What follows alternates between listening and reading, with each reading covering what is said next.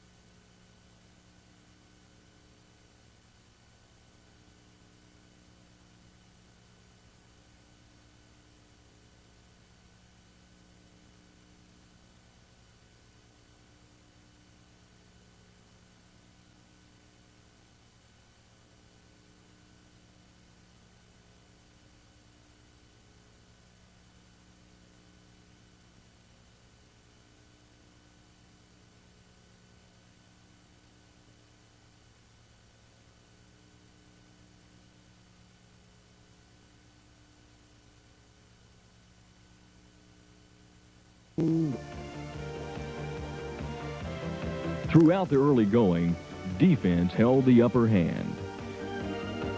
Neither Auburn nor Alabama could muster a first down in the game's first 4 possessions. With 7:56 left in the quarter, Alabama took over on its own 20. On 3rd and 8, the Crimson Tide attempted a rare pass. It was picked off by David Langner at the 35, giving Auburn great field position.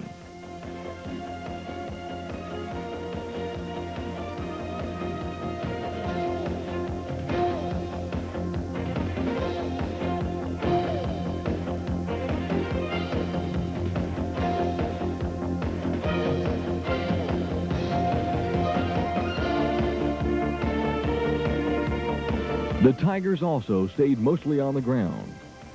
Senior tailback Terry Henley shouldered the load, carrying 5 straight times on this possession.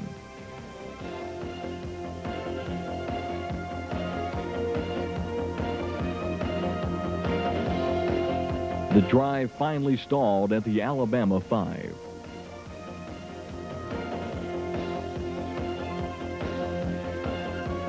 Gardner Jett came on to attempt a short field goal, but a bad snap ended Auburn's best threat of the quarter.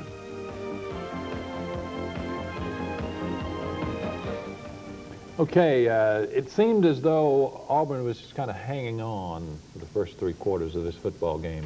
That's my recollection of it. That was typical and characteristic of that particular Auburn football team.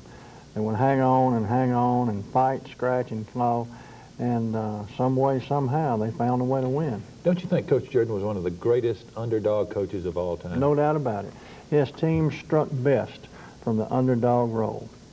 And this whole team, in particular, this football game, is another example of that. Nobody believes in you. Nobody thinks you can do it. Nobody gives you any credit. Let's go out there and show them.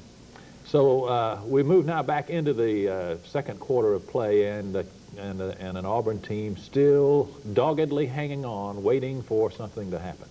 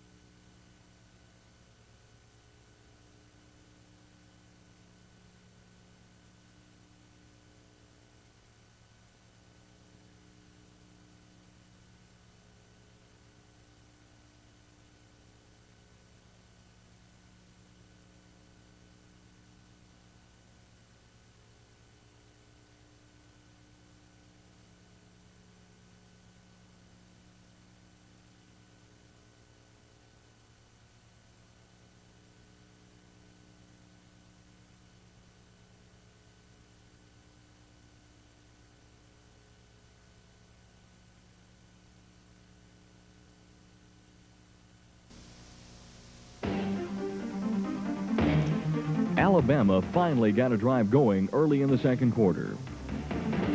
This was the era of the wishbone, and the Crimson Tide's was as good as anyone's. The Crimson Tide pounded away at the Auburn defensive front.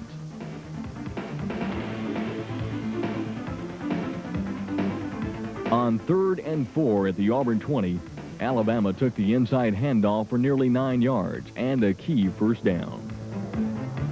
Finally, on 3rd and goal from the 2, Alabama took it over right guard for the touchdown.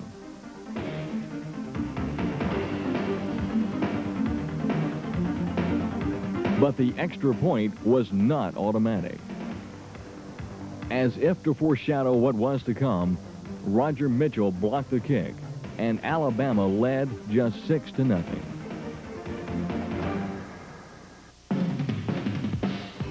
Auburn's offense continued to sputter throughout the quarter. Chris Linderman, Terry Henley, and James Owens just couldn't crack Alabama's solid defense.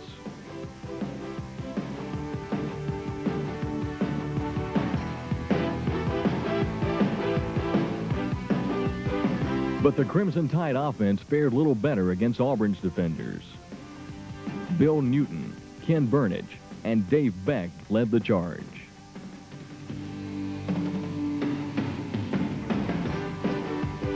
Late in the quarter, the Tigers forced Alabama to punt from its own 38. With just under 3 minutes left in the half, Auburn would have time for one more drive. David Langner's return set up the Tigers 1st and 10 at their 26 with 2:41 left. But disaster struck on the very first play from scrimmage. With time at a premium, the Tigers elected to go to the air. Sophomore quarterback Randy Wall's pass was overthrown right into the arms of an Alabama defender. He returned the interception 28 yards to the Auburn 13-yard line. An Alabama touchdown before the half would severely cripple Auburn's morale. But the Amazons would not go down easy.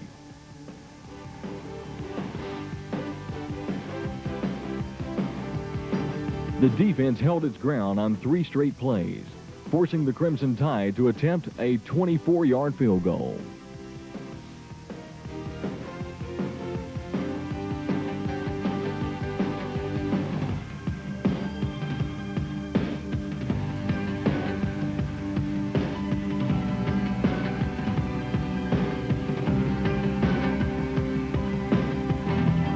It was good, but Auburn averted disaster and trailed just 9-0 at the half. We've all heard in big games it's the kicking game, David. Never has the kicking game, the importance of the kicking game been better illustrated than this game. As long as football is played in Auburn, the 3 words punt, Bama, punt will emphasize the importance of the kicking game. But most people have forgotten over the years that those 2 punts were only 2 of 4 kicks that were blocked on that particular day.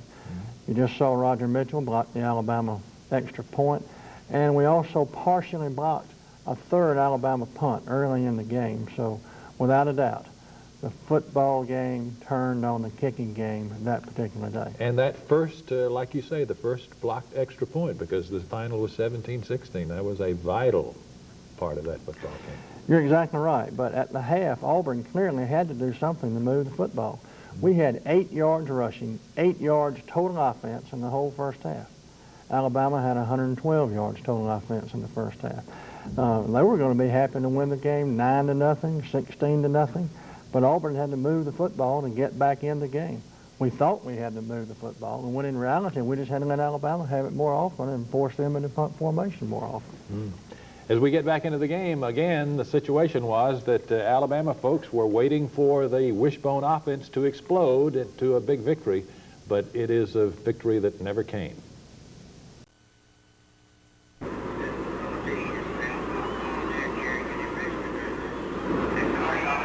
Once again, Gary Sanders with Gus Deere out at Legion Field in Birmingham. Let's get in that station break that we missed earlier. We'll pause now 10 seconds for station identification. This is the Auburn Football Network. The Twin Voices of Alabama, WAPI AM and WAPI FM stereo in Birmingham.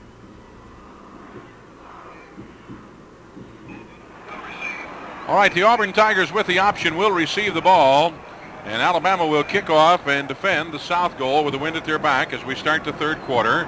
Alabama went some 71 yards for a touchdown after an Auburn field goal attempt went astray on a bad snap from center. Alabama took over to 29. They then got a field goal after an intercepted pass. One of the ironic statistics, each team has thrown the ball one time, and they've not completed any, and both have been intercepted. Terry Davis's only pass of the day was intercepted by David Langner. Randy Wall's only pass of the day intercepted by Landy Norris. That doesn't mean they haven't tried to throw. Auburn certainly has tried to throw more than that. In any case, here we go. Greg Gant will kick off. It's going to be David Langner and Mike Fuller deep for Auburn. And the kick is going to hit it to 5, bounce into the end zone to Mike Fuller. He's out on the 10, to the 15, to the 20. Fuller down the sideline, 25, just about got away at the 28-yard line, but was knocked down over there by Robin Carey. Robin Carey, a junior from Greenwood, South Carolina, who's been running back punch today for Alabama, was in sort of a wide safety position, and he took care of little Fuller, Mike Fuller of Mobile, 5'11", 178 sophomore, just before he had a chance to break into the open at the 28. So it's 1st and 10 Auburn on their own 28-yard line as we go to work in the third quarter. Sandy Cannon is wide to the right side. Gossam is wide left. Spivey is the tight end. Walls has Henley and Rusty Fuller behind him. Pitch to Henley on a power sweep. Henley's to the 30, to the 32. Henley is going to get about 4 yards out to the 32-yard line. Bottom of the pile for Alabama is Wayne Hall, a junior from Huntsville, Alabama. So a 4-yard gain for Terry Henley. 2nd down and 6 to go. Walls just took the snap, turned around, pitched it back to Henley, and then led the blocking himself. 2nd and 4. We're just underway with the third quarter. Alabama has a touchdown, a blocked extra point, and a field goal for 9 points. Here's Andy Walls giving to Henley inside over tackle, and Henley is knocked forward out to about the 33 or 4-yard line. Not much running room for Terry Henley that time. Mark him at the 34, a gain of 2 more. And from there, it's 3rd down now and 4 to go. So 3rd and a long 4 for the Auburn Tigers here on their first possession of the second half. Alabama had won the opening toss and took the opening kickoff, gave the ball up. Now Auburn with the option taking the ball, and on a 3rd down and 4. Gossam is right. Sandy Cannon is left. Randy Walls is pitching to Henley, trying to go wide, and John Mitchell would not allow it, turned him in, and when he turned in, he ran into the arms of Mike Raines, and it's no gain, 4th and 4 for the Auburn Tigers. 4th and 4 as John Mitchell, the defensive end, would not allow Henley to get outside where he wanted to go. McKinney comes out of the game, and Robin Carey goes deep. McKinney had been the punt returner earlier this year for Alabama, but he suffered an injury, and so now Carey is deep. David Beverly in punt formation on his own 18-yard line, awaiting the snap from center. It's a good snap. He's got only one man rushing him. A kick is away. It's going to hit at the 40, 30. A good Auburn bounce to the 25 and out of bounds on the 23-yard line. Alabama will take over there. Timeout on the field. The score, Alabama 9 and Auburn nothing. Continued its winning record of personal service and security, which started in 1888. Today, in the age of numbers, Steiner Bank still furnishes the same personal service on which the bank was founded. Every customer is important as a person, not a number. You can talk about your banking needs with a Steiner who believes that every account, large or small, deserves personal consideration. Visit Steiner Bank on your next trip downtown on 3rd Avenue North between Burgers and Blacks. Open Saturday mornings to serve you better. Member FDIC. Steiner Bank. That looks like enough for an Alabama first down. He was originally hit back behind the line of scrimmage, but he broke a tackle. Wilbur Jackson doing some good running, and he may be close enough for a measurement. No, as they're indicating now, first down Alabama. Mike Neal and Ken Burnage finally combined to make this play for Auburn. So Alabama has the first down of the second half, and I believe the 8th first down in the ball game. Dyer is very wide right, and Wheeler is split a few yards on the left. Davis missed his handoff, kept the ball himself, got over the 35 to the 36 or 7. I think he wanted to go to Bisceglia that time, but Bisceglia was by him before he got turned around, and he missed his handoff, so Davis just kept it himself. Got a couple of yards, maybe 3 now they give him, from the 34 out to the 37, a 3-yard gain. Bob Newton was there to knock him down, along with Ken Burnage. It'll be 2nd down and 7. Alabama gaining 3 on a broken play. Wheeler split left. Wishbone backfield. Terry Davis. Long count. Here he is, finally giving to Wilbur Jackson, trying to go outside, spun away from a tackle, but then fell down.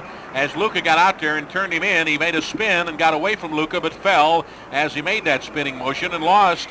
Well, now they're going to give him the 38-yard line, so he gained 1. It'll be 3rd down now, and 6 yards to go for Alabama. Jackson has great speed. He's got good moves, and goodness, he's grown since the football season started. They have him listed at 207. I think now he's about 225, and he's a tough running back. All right, here's a possession down for Alabama, 3rd and 6. Wide out is left. Fake to the fullback, wanting to throw. Terry Davis, Sibley after him, hit him as he threw it long, and it's far overthrown, incomplete, and pass interference is going to go down. Pass interference is going to go down at the Auburn 41. And Wayne Wheeler helped call that one. Wayne Wheeler made a lot of motions and pointed and hollered and jumped, and the official came running in through the pass interference call. 1st and 10 Alabama on the Auburn 41. So Auburn gets hit with pass interference. And Butch Lambert, who is working on the near sideline here, came running in with his pass interference flag, and Alabama has the 1st down on the Auburn 41-yard line as Davis was trying to go to Wheeler. Here's Bisceglia inside for a couple of yards, over the 40 down to about the 37-yard line. And they're going to mark him a 36 as they give him every inch of progress. That is a 5-yard gain for Steve Bisceglia. In the middle of the pile, Bill Newton and Eddie Welch for Auburn.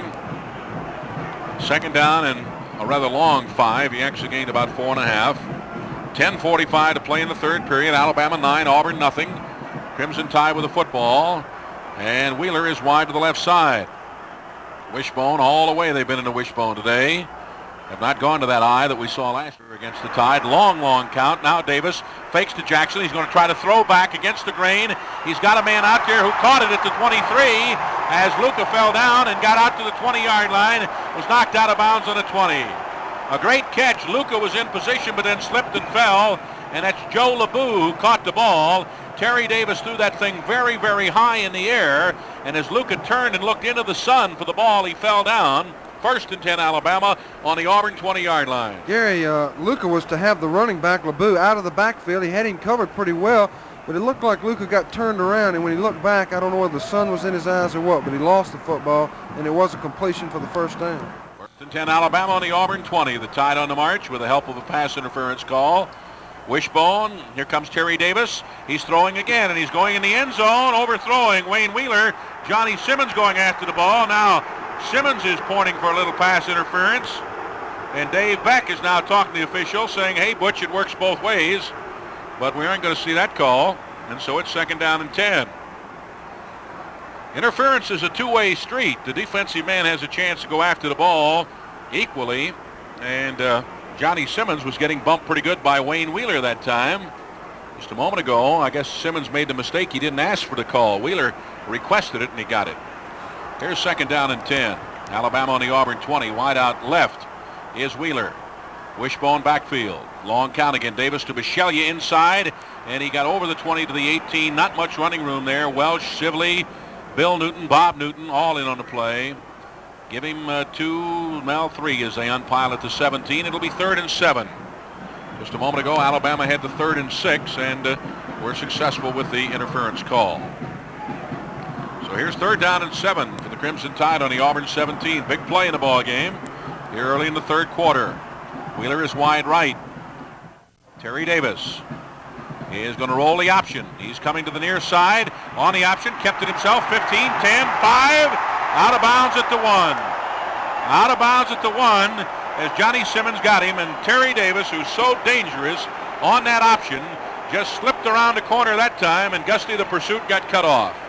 That's right. Alabama, of course, has that great offensive line, and with a wishbone, they've got one offensive back leading the way. I believe it was Wilbur Jackson that time. When he saw Davis wanted to keep the ball, he cut inside and made a block, and Davis made a fine run.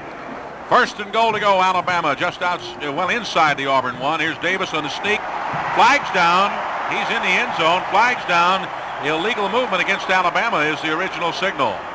Illegal movement against Alabama, I believe. And so Terry Davis, who is sneaking and was in the end zone is now talking to the referee, James Artley, and getting an explanation. He will not even let him step off the penalty. Now he's going to get out of his way and let him march out 5 yards. So Alabama had first and goal inside the 1. Now they're going to be outside the 5, just about 5.5 yards away. They were so close to a touchdown, about 2 feet, an illegal shift, if you will. They did not come to their full set count, I don't believe, before they went into that quarterback sneak. So now it's first and goal at just outside the 5. Alabama catching the penalty. Wheeler wide left, Wishbone. Terry Davis. And he fakes to Bisceglia, gives to Wilbur Jackson, touchdown. Jackson goes all the way in for the score.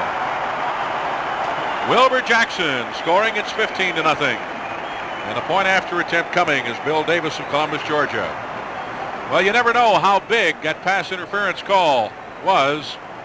Alabama was in the 3rd down and 6 situation inside their own 35, and when they threw the ball and got the pass interference call on request, well, that made it 1st and 10 on the Auburn 41. Terry Davis will hold Bill Davis to attempt the point after. Kick is up. The kick is good. Timeout on the field. The score is Alabama 16 and Auburn nothing. All right, Greg Gant will kick off for the University of Alabama. Mike Fuller and David Langner deep for Auburn. 16-0. Alabama leading now. The point spread on this game was 16 points. Here's Gant's kick. Deep in the end zone, out of the end zone, a touchback. Langner didn't even try to catch that ball. He was back 9 yards deep and let it sail over his shoulder. So Auburn will take over 1st and 10 on the 20, now trailing by 16. 2 touchdowns, an extra point, and a field goal. This Auburn offense is going to have to open up. They're going to have to start throwing the ball, run the option play some. And I believe you're going to see Alabama's defense loosen up. They've been in a split 6 and a 5-2 most of the first half and part of this second half.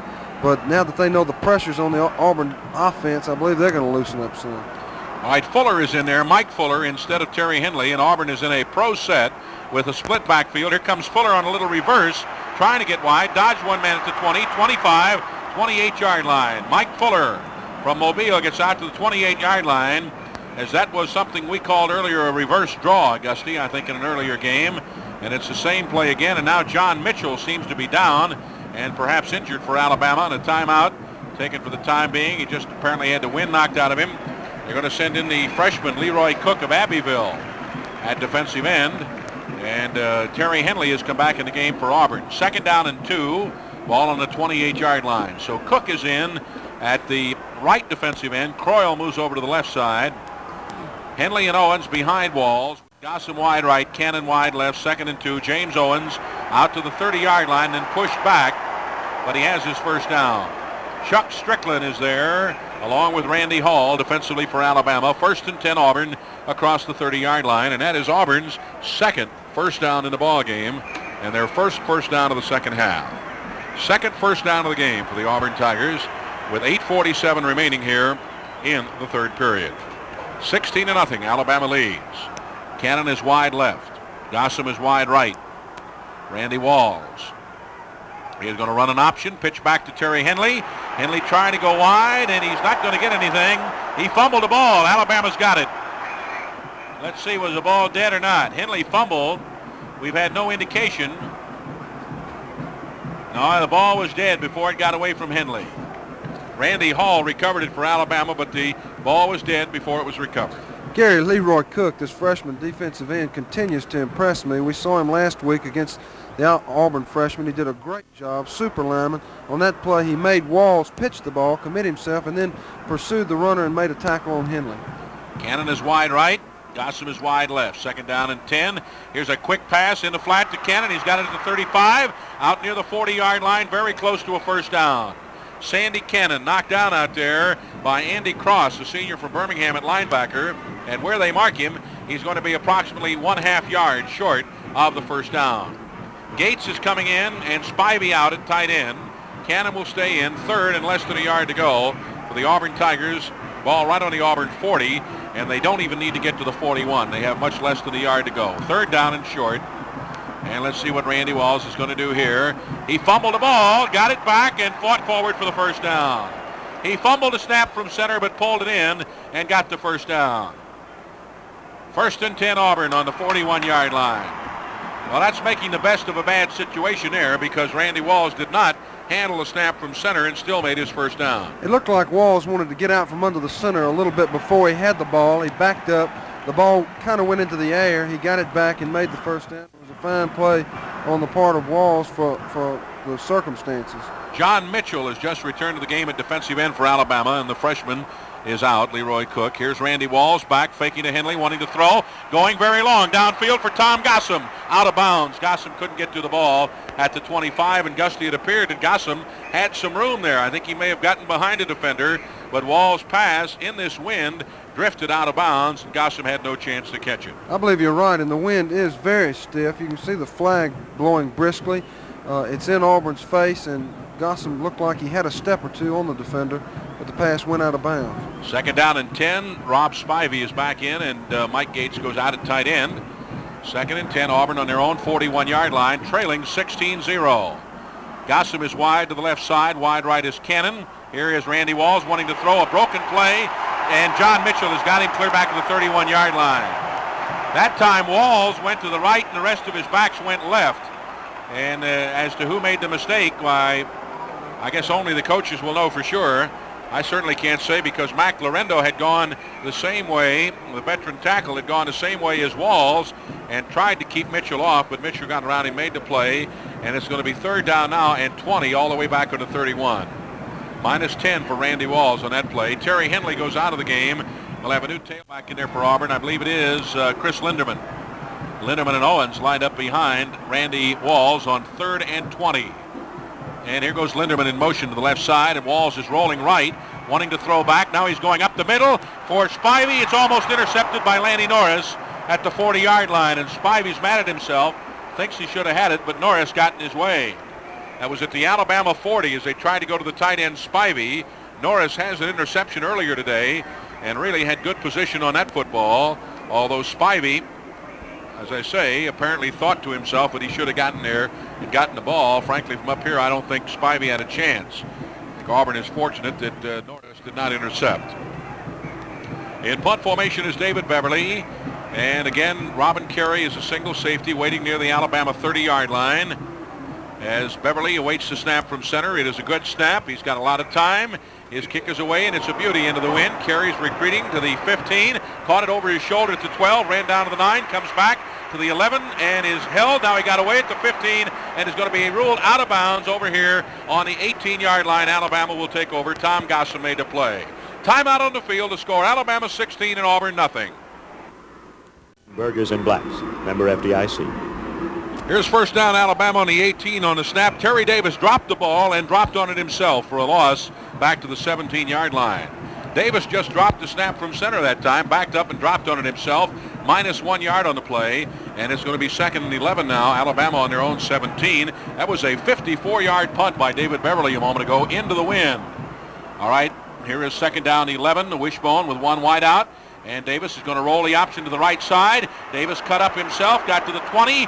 Now he's going to be hit and knocked down, and it's Dave Beck once again. Dave Beck making a play at the 19-yard line on Terry Davis, and Davis desperately was looking for someone to pitch the ball to, but when he cut up field, his trailing back got up ahead of him trying to block. The ball at the 19. It'll be 3rd and 9 to go for Alabama now. 5 minutes and 5 seconds left in the third period, and time becoming a factor because Auburn is 3 scores behind, 16-0. George Pugh is split wide now to the left side, and here is Bichelia inside, running through one man at the 22, got out to the 24-5, and Neal knocked him down there. Mike Neal making a play at the 25-yard line where it's 4th and 3 to go for Alabama, and here's Greg Gant coming into the game. Pat Raines also running in. He snaps the ball on punts. David Langner going deep for Auburn with Johnny Simmons, the up back.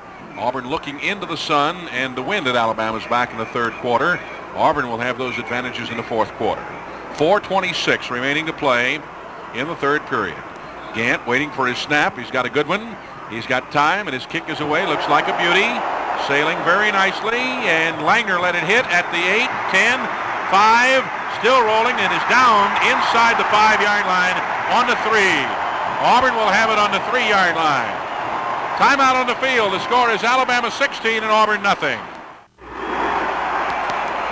They marked the ball on a 3. First down. Here's Rusty Fuller on a quick handoff over the 5 to the 6-yard line.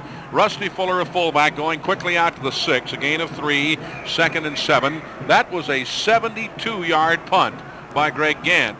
And, of course, a bit of it on the roll. It hit it about the 19, and the Alabama pursuit got down and stopped it before it got in the end zone. 2nd down and 7 to go. Auburn on their own 6-yard line. Butler is now in the game, wide right. Cannon is wide left. Here's Henley on a delay, and there's no room for Terry Henley. Is a good play defensively made by Andy Cross. 5'10", 204, senior from Birmingham. And Cross knocks down Henley for a loss of 1 back to the 5. It'll be 3rd down and 8 to go. And here's Gossam checking in and Spivey going out. And it looks like this time Auburn will not have a tight end. Well, Butler will move into tight end. It'll be Butler, Gossam, and Cannon. All 3 in there as eligible pass receivers. Henley and Fuller. It's 3rd down and 8 from the 5-yard line. Randy Walls has his club out now with wideouts either side. Gives on a reverse to Butler, and Butler is not going to have much running room. He got a yard or 2 out to about the 7-yard line, and Big John Mitchell would not be blocked on the play. You got to give Mitchell a lot of credit there, Gusty. The reverse came around, the tight end around, kind of an inside wingback reverse, if you will. And had they gotten Mitchell out of there, there'd have been some running room. You're right. Mitchell's done a great job all day. He got hurt and went out for 2 or 3 plays, but he's been back in, and he's been awesome. Alabama's doing what they have best. They're playing a lot of football players. They've got their second-team defense in there now. Here is Beverly kicking from his own end zone. Alabama rushing to kick. He got it away. A low kick that hits at the Auburn 35 and goes out of bounds at the 38, and Alabama will take over there. So Beverly had to really rush it. Alabama had a heavy rush on. He had to hurry his kick. Hit a low line drive that went out of bounds on the 38. That's only a 29-yard kick, so you subtract 29 from 72, and that's what Auburn lost on that exchange of punts. And, of course, the kicking game always important in any football game. Alabama getting the better of it there. The Auburn kicking game has been very, very strong today, with the exception of the field goal attempt, and that was in the snap, where the snap was bounced back. 1st and 10 Alabama on the Auburn 38. Terry Davis gives it to Joe LeBou. 35, 30, and down he goes on the 29. It looked that time to me, Gusty, like LeBou delayed a little bit as he got the ball and let his blocking do some work for him, and there was plenty of running room. Well, LeBou's an old pro runner. He has good moves. He follows his blocking well. He's not the fastest man on the team, but he has above average speed. He made a good run on that play. 2nd down and 1. Alabama on the Auburn 29. And here is Bishelia spinning inside to the 25. Flag down. Penalty marker down on the 25. It would have been an Alabama 1st down, but I believe a holding call. That's where the flag went down. It is holding against Alabama from the point of the infraction, the 28-yard line. They're going to go back 15 yards. Let's pause right now, 10 seconds for station identification. This is the Auburn Football Network. The Twin Voices of Alabama. All right, a holding violation, 15 yards, moves the ball from the point of the foul, the 28, out to the 43. It is 2nd down now, and 15 to go. Alabama had the 1st down made, except for the holding penalty. Now it's 2nd and 15. And let's see what Terry Davis is going to do. He's going to give it to Bishelia inside. Bishelia's into about the 40. They may give him the 39 when they unpile. He's in a big pile. Both Newtons and Burnich there. Ken Burnich, Bill and Bob Newton. And they're going to mark him down inside the Auburn 40. Call it a 4-yard gain. 3rd down, 11 to go, Alabama. 3rd and 11. A minute and 15 seconds left to play in the 3rd period from Legion Field in Birmingham. Alabama 16, Auburn nothing. Wayne Wheeler is wide left. Wishbone, they've been in a wishbone all day. Terry Davis has been a quarterback all day. And he's back to throw. He's being chased by Sansbury. Now he's going to run, and he's going to be knocked out of bounds over here on about the 38-yard line.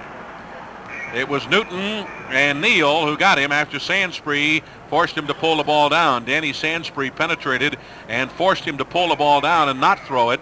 And then as he tried to get to the sideline, Neal and Bill Newton got him out of bounds on the 38-yard line, which ironically enough is the original line of scrimmage. It's going to be 4th down now and 10 to go. And again, we're going to see Greg Gant attempt a long field goal. I say again, he didn't attempt it before because they got delay of game. This will be a 55-yard field goal attempt. He was going to try a 52 earlier. This will be a 55-yard attempt, and Auburn just jumped offside. Sibley, let's see if he was drawn offside or not. Sibley is pointing. Sibley came flying through, and he was pointing at the Alabama side of the line. And now let's see, the officials are talking about it. Let's see which way they're going to go. They're going to call it against Auburn. So instead of 4th and 10, it'll be 4th and 5. Move the line of scrimmage into the 33. Illegal procedure, the signal against Auburn. There was a good deal of discussion. And now he's going to put the ball right on the 40. It'll be a 50-yard attempt. So instead of a 55-yard attempt, Greg Gann is going to attempt a 50-yard field goal with the wind at his back in the final minute of the third quarter. Here is the snap. The kick is on its way. Let's see. It is long enough, but it's wide left. No good. Timeout on the field. The score, Alabama 16 and Auburn nothing. Saturday morning. Here's first down Auburn, and the pitch out to Terry Henley, and Henley comes wide over the 20 up to the 25, and then he's hit very hard and knocked down to 25 by Lanny Norris and by Mike Raines, who was pursuing the play. Raines and Norris, and now Henley is going to lead the game, and Linderman's going to come in. 5-yard gain for Terry Henley out to the 25. It's second down and 5, and the clock running at 20 seconds. Auburn on their own 25, trailing 16-0. Sandy Cannon is going to split wide left. Tom Gossam wide right. Rusty Fuller and Chris Linderman behind. And here's Fuller on a quick handoff over the 30. Still running to the 34. He broke 2 or 3 tackles. First down Auburn on the 34-yard line. Nice run by Rusty Fuller. And the clock is going to stop on that first down with 4 seconds, but I don't believe we'll get another play the minute they start the clock. 4 seconds, 3, 2, 1, and that's going to be the end of the third quarter. That's the end of the third quarter. The score, Alabama 16, the Auburn Tigers nothing. Alabama kicked off to Auburn to begin the second half. Sophomore Mike Fuller, who would become one of the greatest return men in Auburn history, took the kickoff and returned it to the 28. The Tigers quickly discovered that Alabama's defensive front would be just as stingy as they had been in the first half.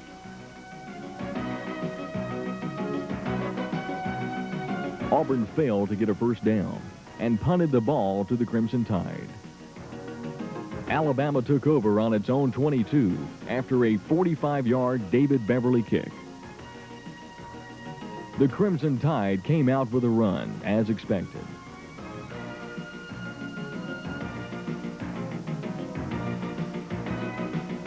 But after picking up 1 first down, they went to the air. A costly pass interference call moved the ball into Auburn territory.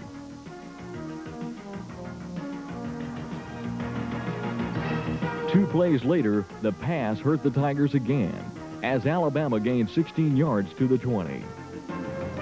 Now, with the goal line in sight, Alabama went back to its strength, power running. A 16-yard run took the ball to the 1.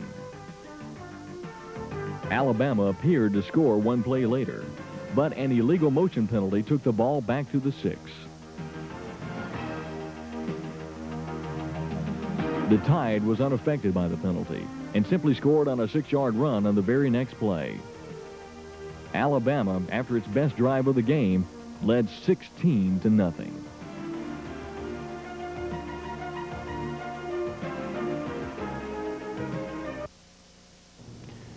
Well, based on that 16-point lead and also on what the Auburn offense had been able to do up to that point, this game was over, it appeared. It was over. Some Birmingham radio station had picked up the Southern Cal Notre Dame game. I believe Southern Cal was #1 in the nation. Alabama had Auburn under control, 16-0. Auburn had had a valiant effort. They had been a game opponent for 3 quarters, but the game was over. People in the press box were already beginning to say, well, the Tide will move up to #1, but it's not over till it's over, as everyone found out that particular day. Once again from Legion Field in Birmingham, Alabama, Gary Sanders along with Gusty Yearout, our engineer, Gail Cottle, and our spotters, Kes Fabian and Bill Wingert. And we're ready for the fourth quarter of action. The Auburn Tigers trailing the University of Alabama 16-0. Gary, Auburn's going to have to generate some offense, not just because they're behind 16-0, but they've got to change this field position. They haven't had field position since late in the first quarter, and it's been a deciding factor. If Alabama does make a mistake, Auburn's so backed up they can't take advantage of it. First and 10, Auburn on their own 34 now. Randy Walls is going to pitch to Linderman, trying to come wide. Linderman 35, 38, 39-yard line. John Mitchell pursuing the play, and also the linebacker Mike DeBose. DeBose is from Opp, Alabama, 6 feet 208 and a sophomore. And, of course, Mitchell, the big senior from Mobile, a junior college transfer, making the play. Linderman picked up 5 at 2nd and 5 to go on the 39. Just underway with the fourth quarter. 16-0, Alabama leading. Gossam is wide right. Randy Walls is going to give it inside to Fuller, and he fought his way through a tackle, got on out to about the 43 or 4, and where they're going to mark him, he's just shy of a first down. It'll be third and about 1. Third and about 1, and now here's John Croyle limping for the University of Alabama, and I don't know if they're going to replace him or not. They have sent in another defensive back, and here comes Auburn with tight end, Gates in, and Cannon out. Now Alabama's going to call a timeout because of Croyle's injury, and they didn't see it from the bench. So the Tide will take a timeout. Now wait a minute. Are they going to charge him? Yes, they have been charged with a time. Well, now the official says it's his timeout, and they're going to let the substitution come in for Croyle. That is Leroy Cook. Alabama did not want to use a timeout apparently at that point, and Croyle is being helped off the field now, as he really appears to have problem with his left knee. Croyle has had a history of knee injury, and so he's out of the game. The officials' timeout.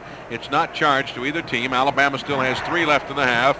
Auburn has 2, and it will be first and 10, or excuse me, third down and less than a yard for Auburn. Third and less than a yard on the Auburn 43-yard line. They need to 44. And here comes Linderman on a slant, and he ran through McMakin for the first down to the 45. David McMakin was right there, keying on the tailback again, but Linderman lowered his head and blasted through McMakin for a yard and a half and a first down. Auburn first and 10 on their own 45. Clock running at 13:54, and here comes Terry Henley in and Chris Linderman out at tailback. Alabama will play Texas in the Cotton Bowl New Year's Day in Dallas. Auburn on December 30th will play Colorado in the Gator Bowl in Jacksonville. Gossam is wide right, everyone else is in tight. And Randy Walls faking to Henley, wanting to throw, rush after him. He dodges one man, still on the move now, running and caught from behind and knocked down, and it's a big tackle who ran him down from behind. That's that end, Leroy Cook, that freshman that Gusty Yearout was talking about earlier. And Leroy Cook got Randy Walls all the way back on the 38-yard line. So that's a loss of 7 yards. Walls was under heavy pressure from the rush, but he ducked under and got away for a moment, then tried to scramble, and as he did, why, Cook ran him down. Linderman in, Henley out at tailback. Second down and 17 to go on -7 on that attempt to pass by Randy Walls. Here's a pitch to Linderman, the sweep again, and Linderman is over the 40, 45, back to the original line of scrimmage. So he got the 7 yards that Walls lost, and it's going to be third down and 10 to go. Ball at the 45, third down and 10 for the Auburn Tigers. Possession down here with 12:36 remaining in the football game. Alabama 16, Auburn 0. And Gossam is going to split out wide to the right side. Third down and 10 to go. Gossam is the only wide out. Walls pitching back to Linderman, trying to sweep. He's out to midfield, 45. Got his first down to the Alabama 42. The 41-yard line. A quick pitch, and Linderman got outside in a hurry and got a good block down there from Tom Gossam. Wayne Hall finally pursued and made the play. Bob Farrier pulled out from his guard position to lead the way and threw a nice block on the linebacker who was pursuing, just trying to stop Linderman, and Linderman made a fine run. Auburn first and 10 on the Alabama 41. Wind and the sun in Auburn's favor now. Wind at Auburn's back, the sun in Alabama's eyes, and here is the give to Rusty Fuller right up the middle. Good fake by Walls that time, but unfortunately for Auburn, Skip Kubilius would have no part of it, and Kubilius knocked down Fuller for a 1-yard gain to the 40, second and 9. Rusty Fuller getting 1 yard straight ahead against the Alabama defense. Second and 9 for the Tigers. Auburn all in white with blue and orange trim. Alabama in their red jerseys with the red headgears and the white pants. And here a quick count. Walls back to throw. He ducks one man on the rush. Scrambling, now throwing upfield, complete to Gossam inside the 30. Gossam is down to the 26-yard line. Randy Walls to Tom Gossam to the 26-yard line. That will be an Auburn first down, and Steve Wade, free safety from Dothan, made the play. That's 7 first downs for Auburn. And now let's see, here's another man coming out of the game. Injured Randy Hall is coming out for Alabama, and replacing him is going to be Doug Faust at tackle. Randy Hall has been probably the most consistent defensive player for Alabama. He's been in the backfield most of the day, and they're going to miss him out there. He looks like he's limping. Cannon is in now and will go wide left. Gossam is wide right. First down. Walls wanting to throw, dodging the rush, now throwing it out here in the flat. It is complete, and a nice tackle as Linderman caught the ball at the 18 and was hit immediately as he caught the ball by Bobby McKinney of Mobile. And they're going to mark him on the 19 actually. So a complete pass, good for 7 yards, second down and 3. Walls to Linderman, and a good defensive play by Bobby McKinney, a senior from Mobile, 5'11", 176. Second down, 3 to go for Auburn on the 19-yard line of Alabama. Gossam is wide right. Cannon is split about 5 yards to the left side. Eye backfield. Here's a pitch out to Linderman. He's in trouble. He's caught for a loss on a 26 as they fired the safety man McMakin. They fired McMakin. Gusty, that's about the 3rd time they have sent that strong safety McMakin into the Auburn backfield, and it's been successful for him. Nobody's picked him up all day, and boy, that really hurt Auburn with a second down and short yardage. They're backed up now 3rd and 10. So it'll be interesting to see what Randy Walls does. He's been quite effective here in the 4th quarter throwing the ball. 3rd down and 10. Cannon and Linderman are going to slot on the left side. Gossam is wide right. Owens the only back in there with Randy Walls, and he gave it to Owens, and he got to the 24, and that's all. The element of surprise was there, but Owens ran right into a tackler as he got to the 24. It was Wayne Hall who was there. And so it's going to be 4th down after a 2-yard gain, 4th and 8. And Gardner Jett is going to come on for a field goal attempt. Gardner Jett and Dave Beck coming into the game. And the point of the kick will be the 32. It would be a 42-yard kick if good. 42 yards if good. And if it's not a fake. No, it is a kick. Jett is away on the kick.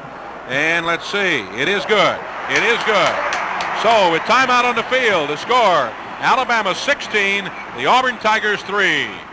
Alabama 32-yard line, and it became 4th down and 9. Well, we didn't have much passing attack. Our running attack, we had not gained a great deal of yardage that afternoon, so what the heck were we going to do? We couldn't throw and we couldn't run. So I called for Gardner Jett. Little boy that weighed about 145 pounds. He had never kicked a field goal that long. I guess it was a shot in the dark. I remember calling Gardner over. I said, "This is a little out of your range, isn't it, Gardner?" And he said, "No, sir, I can kick it." Well, we made the decision to go for 3, and this is the only time in the history of the Auburn-Alabama series, to my knowledge, that both sides of Legion Field stood up and booed. For entirely different reasons. The Auburn crowd stood up and booed because they felt like perhaps we had quit. We felt we couldn't win the ball game. The Alabama side stood up and booed because if we kicked it, that blew the line, so to speak, which was 14 points, and that would have cut it to 3. Brilliant coaching. It was a strange circumstance, I guess, if you were sitting in the stands wondering, what is this man doing kicking a field goal? Truth is often stranger than fiction. But as it turned out, it worked out perfectly. So let's go back now to the one of the most improbable and one of the greatest comebacks in college football in the final few minutes of a football game. All right, Auburn gets on the scoreboard with a field goal by Gardner Jett. 16-3, Wilbur Jackson and Joe LeBoux are going to be deep for Alabama as Chris Wilson will kick off. Auburn had tried a field goal earlier, only a 22-yard attempt, but the snap from center didn't allow it. Now Alabama moves everyone up close, expecting the onside kick. Wilson kicks it fairly deep, and it's going to be LeBoux taking it on the goal line. A 5, 10, at the 15, he spins out over the 20, out to about the 23 or 4. Joe LeBoux to the 24, where Wilson, the kicker, got him, and also David Hughes, a junior from Tampa, Florida. Gary, I heard some response from the crowd when Coach Jordan decided to go for the field goal. I think it was his only alternative. The only way Auburn can win this football game is to score 2 touchdowns and a field goal and hold Alabama with no points. So he's got to get the field goal sometime. That's true. It's a 3-score situation. Auburn now has one of them, and the next 2 would have to be touchdowns, and they would have to hold. Let's see what Terry Davis does on the option. Sansbury got him in the pursuit of Bill Newton. Sansbury got in there, and even though he was being blocked, he reached over the blocker who had him down on the ground and pulled down Terry Davis on the option. -1 on the carry, 2nd down 11. As Terry Davis tried to run the option to the left side, and Sansbury would have no part of it. Clock is running and very much a factor. 8:40, 16-3. Alabama leading by 13 points. 2nd 11. Here's Terry Davis to Wilbur Jackson. 25, 30, out to the 34. First down. And Auburn didn't need that at all. They needed to hold and get the football back, and Jackson has just run for a first down to the 34-yard line. Alabama 1st and 10 to go. A slight counter, just a short delay, and a handoff to Jackson. He got inside, found a soft spot, was finally knocked down by Johnny Simmons in the secondary. 1st and 10 Alabama on their own 34. 1 wide out, Wheeler is left. Terry Davis, he is going to give it to Bisceglia inside, and he got over the 35 to the 36. Burnich is there for 1. Sibley is there. Bob Newton, Bill Newton, all in on the play. So Bisceglia gets 2 yards, 2nd down and 8 to go. Clock is running at 7:57. 16-3 Alabama leads, and Auburn needs a break. They need to make Alabama cough up the football, or at least hold and get it back. Terry Davis, wishbone, running the option again. Sansbury just missed him this time. Now he pitches it out to LeBeau, and LeBeau is knocked down as he gets up the field to about the 44, 45, and it looks like another Alabama first down. And Davis pitching late, and I think the Auburn bench had some word about it being a forward lateral. Davis was very late in that throw, and all year they have been very, very close on that pitch out to being a forward lateral. I think it's been called only once.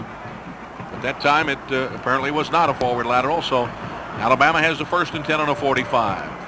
1 wide out, split left. Wheeler. Wishbone behind Davis. And here's Bisceglia inside for a couple of yards, maybe 3, out to the 47 or 8. Alabama, in addition to making the first downs, eating up the clock, and that's exactly what they want to do. 7:10 now showing on the scoreboard clock. We're in the 4th quarter. Bill Newton making the play defensively. 16-3, Alabama by 13 points.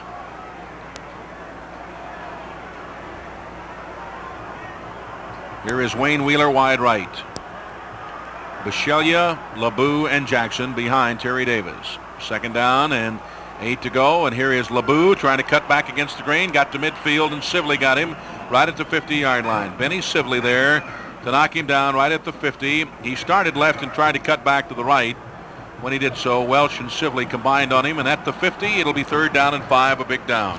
This is an interesting play here, 3rd and 5, this late in the ball game. Alabama doesn't want to put it in the air, give Auburn the opportunity of intercepting it, but they want to keep this drive going and eat this clock up.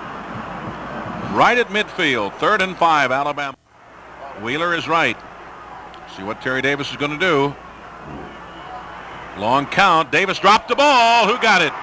He fumbled, and I think Alabama got it back, but it will be a 4th down. Either Davis got on it or the guard, Montgomery. I don't know whether Davis got it or not Montgomery, but Buddy Brown. Either Buddy Brown or Terry Davis. It doesn't matter. They had a red shirt on, the man who got on top of the ball. A half-yard loss to the Alabama side of the 50, and on 4th and 5, Greg Gant is in to punt. Johnny Simmons is going back as a single safety. Mitchell and Langner on the line of scrimmage coming from either side to try to block the kick. Auburn trying to go after it. Here's the snap. They got it. Block kick. Ball's back to the 25. Picked up on the bounce at the 25-yard line, and in for a touchdown is David Langner. Now they're going to mark it down. I think Bill Newton blocked it, and now let's see what they're going to say. Touchdown. They haven't. The man dropped his hat. Butch Lambert dropped his hat back here. But let's see what they're going to say. We haven't had a ruling of a touchdown yet. They're picking up the hat, and now what are they talking about it? And I think it is going to be a score. They haven't put it on the scoreboard yet. The referee hadn't signaled it, but I think he's going to.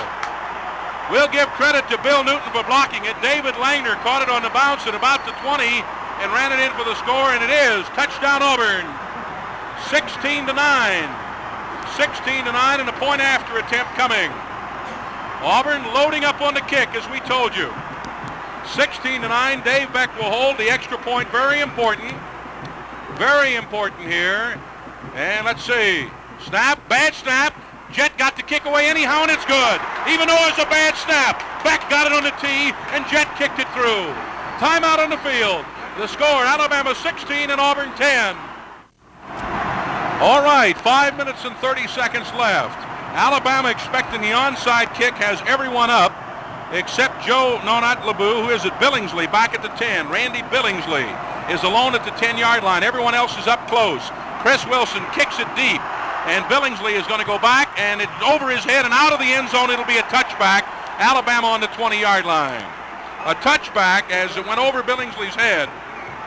And so now, with 5:30, and you know, Gusty, I don't believe I have yet seen an official signal a touchdown on that play. Butch Lambert scared me to death when he dropped his hat on the 20-yard line as though he were going to mark the ball there. I thought it should be a touchdown, but you never know what the ruling will be. And they finally, one of the Auburn players, Gossam, picked up the hat and brought it to Mr. Lambert and gave it to him where he had marked. 1st and 10 at the 20. Here's Alabama. Terry Davis with a wishbone behind him. And he's going to keep it himself, run wide on the option. And he turns up, got to the 24, 25-yard line. A lot of good pursuit. Auburn had several people out there, Sibley and Neal. Luca was wide, Sansbury was wide, but it's still a 5-yard gain. Nice run by Terry Davis without really that much room. 2nd down and 5 to go. Would you think there's some fired-up football players down there on that Auburn defense? I know a couple of fired-up broadcasters for sure, not to mention some fans and everything. Here's 2nd down and 5. Wheeler is wide left. Alabama on their own 25, 2nd and 5 from the wishbone. Long count. Give to Bichelia as he rode him inside for a yard, maybe 2 to the 27. Sansbury is there. Sibley is there. Bill Newton is there. And, of course, only the film will tell for sure who blocked that punt. We're going to let Bill Wingard take the blame for giving it to Bill Newton, but Wingard is sure he saw Newton get it. I know Langner ran it in for the score. Here's a possession down at the 27, 3rd and 3, Alabama.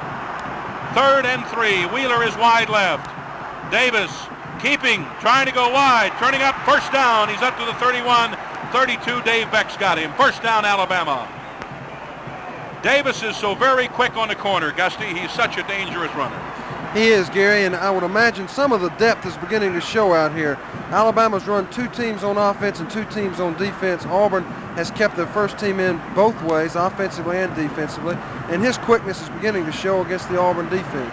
Bill Luca is limping off the field, and Jim Sermons is now in at linebacker, replacing Luca.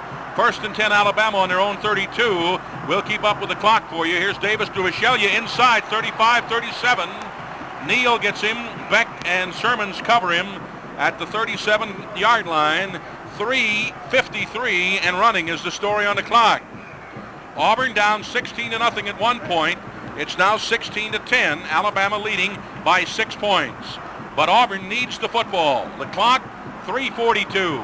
2nd down, 5 to go for Alabama. They've ground out 2 first downs. They have 2nd and 5 now. Auburn needs a big play. Here's Davis to Wilbur Jackson. Jackson up to the 41, 42. Very close to a 1st down, depending on where they mark his progress. Close enough for a measurement, in fact. Close enough, in fact, for a measurement from the far sidelines. And, of course, the clock, Alabama would, I'm sure, be content just to keep running the ball and hang on to the football. Auburn needs it back in the worst way. Let's see. Chains coming in from the sideline. Leave the 1st or 3rd and very short. 1st down, Alabama. 1st down, Alabama at the 42. Crimson Tide, 1st and 10 on their own 42. They have now made 3 straight 1st downs since the Auburn kickoff. Auburn getting a block punt and scoring with it to make it a horse race once again. The Auburn defense has played magnificently. No matter what happens the rest of the way, they have been magnificent. All right, here's 1st and 10 at the 42. Here is Terry Davis to Bisceglia, and he got a yard, maybe two, and not much. Not much as he tried to slant left, and that's the first time on first down that Auburn has been able to keep Alabama into a short yardage situation, and Sibley made the play. I think you're going to see a lot of Bisceglia and Davis throughout the rest of the fourth quarter. They don't want to pitch the ball. They don't want to throw the ball. They don't want to try to give it to somebody beside those two runners. They want to make handling a minimum thing. 2nd down and 9. Alabama on their own 43. Terry Davis. Long count, running wide on the option. Davis turned up 45, and down he goes to the 47-yard line. Davis makes that very quick cut, and they're going to give him the 48 as they put him down. 3rd down and 4 to go. Bill Newton pursued the play and made the tackle. 3rd and 4. 2 minutes and 19 seconds on the clock. Big play here. 3rd and 4. Alabama on their own 48-yard line. Clock at 2:10 and running. Crimson Tide and the Auburn Tigers right here head-to-head. 3rd down, 4. Terry Davis, long count. Now he gives, no, he's caught, he's got Rolos. Mike Neal at the 42.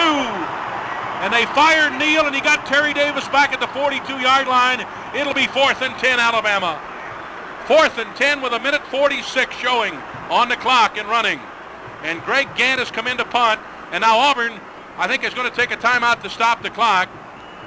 Wait a minute. The clock is stopped. And is it going to be a charge timeout, or what is it? Let's see. Timeout. The Auburn Tigers. Auburn calls timeout with timeout on the field to score. Alabama 16, the Auburn Tigers 10. All right, here we go to 4th down. 4th down and 9 yards to go for the University of Alabama. And deep is Johnny Simmons. That means David Langner is up on the line of scrimmage again. Langner will be on the far right. Roger Mitchell on the left. And Auburn is again going after the kick, as you might imagine.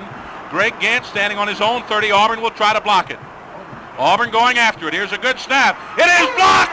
It is blocked! It's caught on the run! It's caught on the run! He's going to score! David Langner! David Langner has scored! And Auburn has tied the game! And Roger Mitchell blocked the kick! Roger Mitchell blocked the kick, and it's 16-16, and the entire Auburn team has come out to get David Langner. Auburn has just blocked another kick, and that all-important extra point will be coming up. 1 minute and 34 seconds left. 16-16. Mitchell blocked it unbelievably. The ball bounced right up into the hands of David Langner again, and Langner went in from about the 28-yard line. And it's 16-16.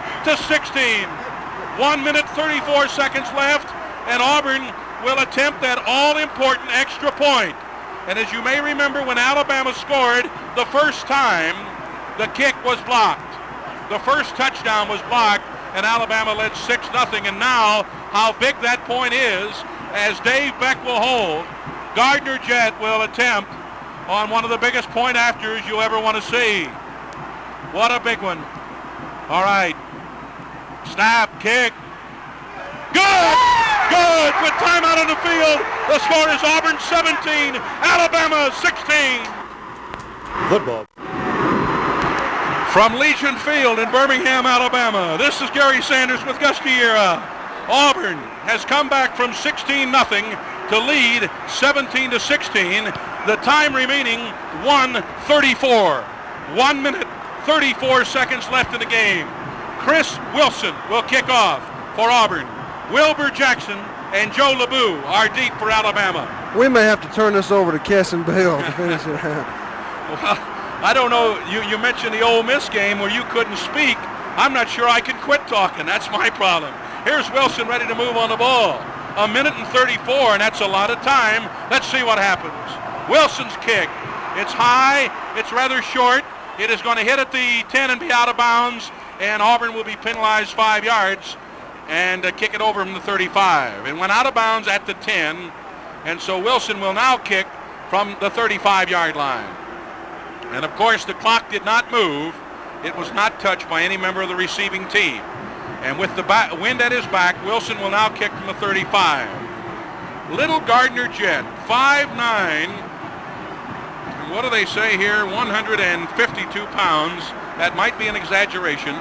The senior from Atlanta, Georgia, has kicked 2 of the biggest extra points in his life and a field goal. And in all fairness, the extra point before this one, Dave Beck did a fantastic job of getting the ball on the tee on a bad snap.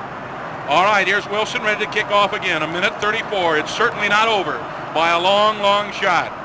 Here is Wilson's kick. This is a very good kick down the middle that LeBeau is going to catch on the 2, 5, 10.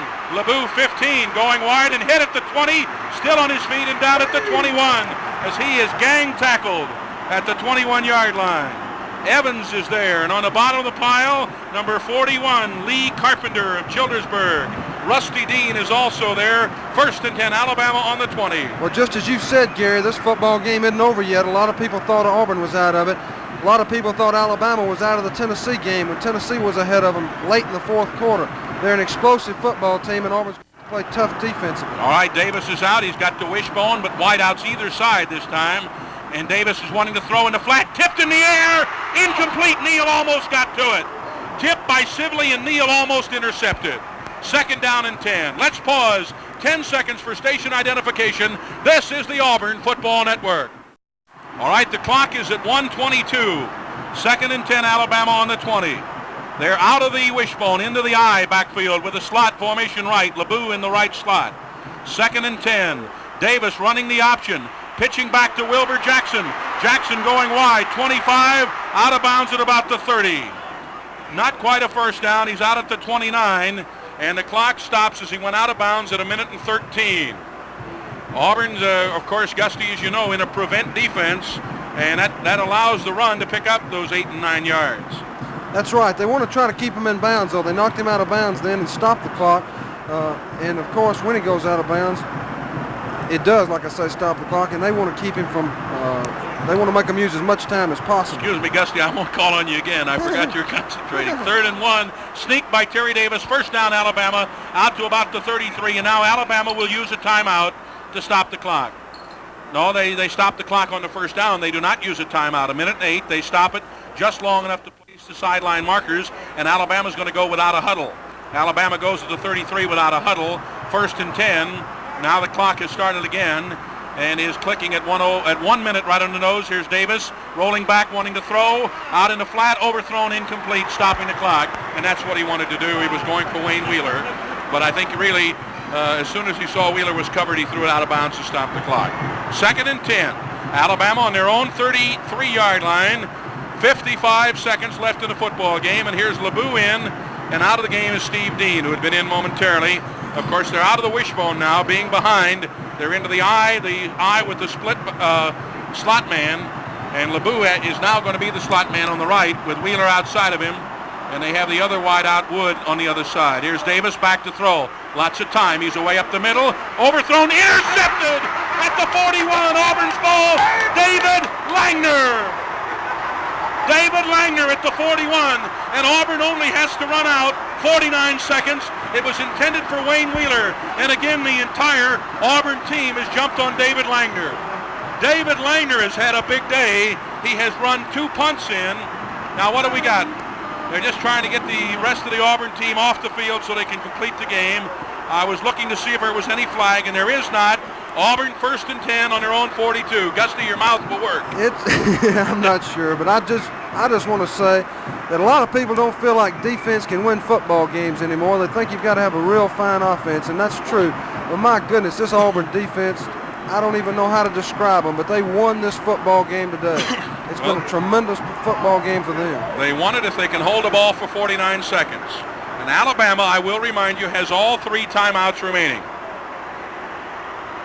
Now they penalized Auburn 5 yards for delay of game. And they actually penalized them 6 yards from the 42 back to the 36, but we won't quibble or quarrel with that. All right, new fullback is Rusty Fuller. The clock is the most important thing. 49 seconds. Alabama with 3 timeouts remaining. And Randy Walls just falls down at the 35. And Alabama runs up. And let's see, are they going to use a timeout? They are. The clock is down to 42 seconds. Alabama calls timeout.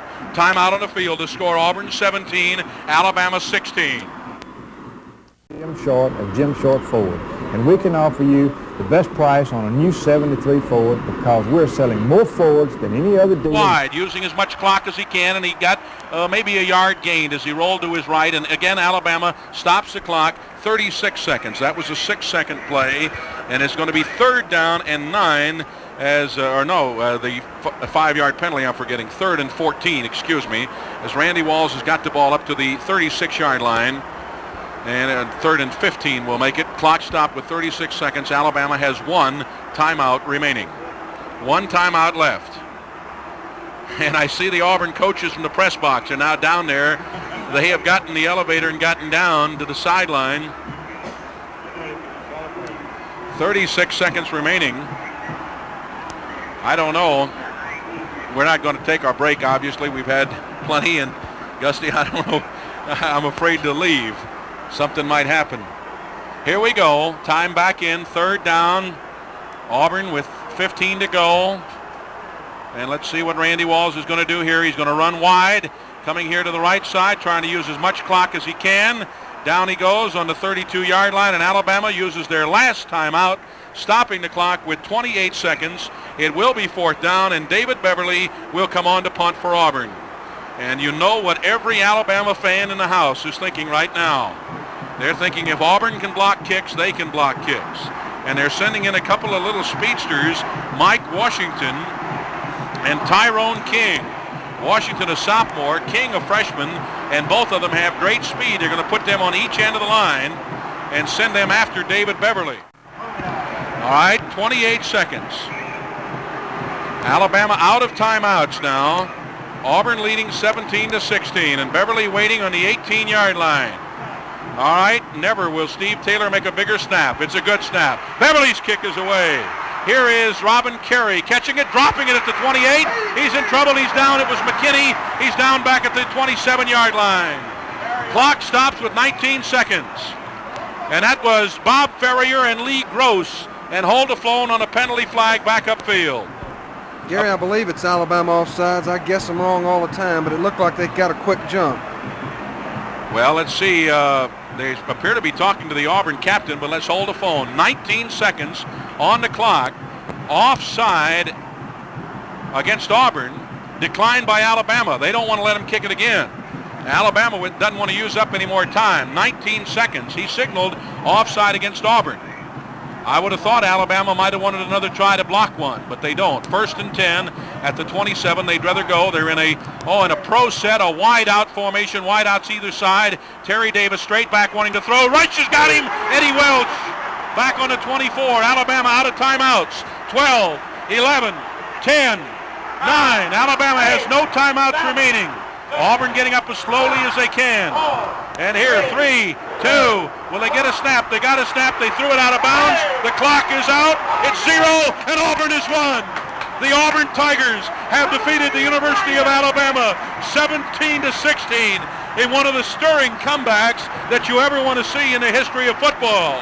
Auburn down 16-0 at one point with only 1 first down in the first half, and the Tigers completely turned it around with a field goal, 2 blocked punts, and the 2-point afters with it for a stirring upset of the number 2 ranked team in the country, handing Alabama their first loss since the Orange Bowl game against Nebraska and their first regular season loss since Auburn beat them here at Legion Field 2 years ago. This victory will have to go down as one of the all-time fantastic Auburn wins. There's probably never been a bigger one, and it'll go down in the record book. Gusty, I guess when we're old and gray, there's still going to be days that we're going to think back on 1972 at Legion Field when Auburn came from 16-0 to win. How can you even describe it, Gary? You know, I know there are going to be some tears in the Alabama dressing room. They played a great football game, but I know there are going to be some tears in an Auburn dressing room too. Tears of joy. Well, tremendous victory. What a fantastic football game. What a fantastic football game. That's the end of the football game. We'll be back with a summary and the statistics in a moment. Your final score, the Auburn Tigers 17, the University of Alabama 16.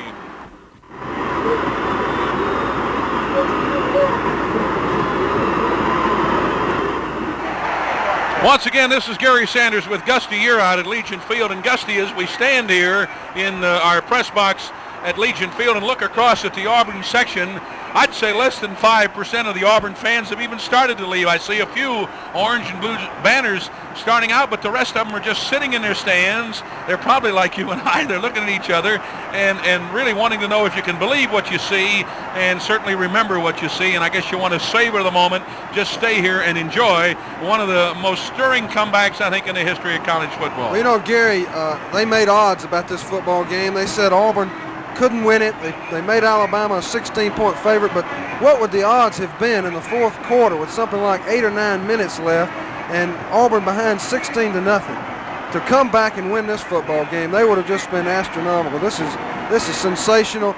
The fans, very few of them have left. There are a lot of Alabama people leaving now, but the Auburn fans, as you say, are still in the crowd and still waving their little banners over there.